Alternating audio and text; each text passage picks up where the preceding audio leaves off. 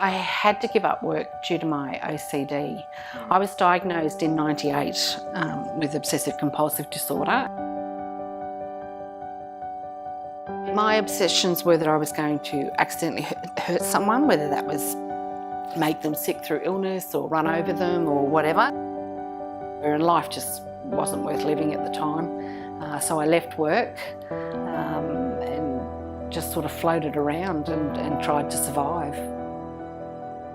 Got to a point where I just couldn't do it anymore, and I became quite unwell, and I ended up having to leave the police with post-traumatic stress disorder, which was a really dark time actually. I had lots of issues with depression and panic attacks.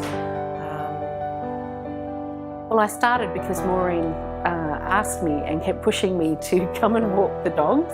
I can't say I had, any huge great love and wanted to walk dogs, but now that I've been there for a while, I love it, and I love going down each week and seeing if there's been an adoption, and I love it when a dog's come out of impound and we get to walk that dog for the first time, and you make friends with certain dogs, and as I've said, I like to take a dog home here and there. Part of the recovery process obviously involves medication, counselling, but also exercise has been a huge part of my recovery, and I can't stress that enough. Pet rescue, I used to look on it all the time and just think, wow, like, look at that dog, like, why hasn't it got a home? It looks like a great dog. And I used to sit, and flick through all of these pictures, and I was just baffled at the numbers. Like, I've always known that there are dogs in pounds, but it just seemed to me that the problem was getting bigger. A misconception out there that there's something wrong with these dogs and that's why they're in pounds or that's why they're in rescue centres, and it's so untrue. There's some great dogs that you don't have to spend a fortune to get. Your first impression when you walk in a pound and there's lots of barking and the dogs are jumping, and you've got to remember they're in little cages, and dogs want to be out and about.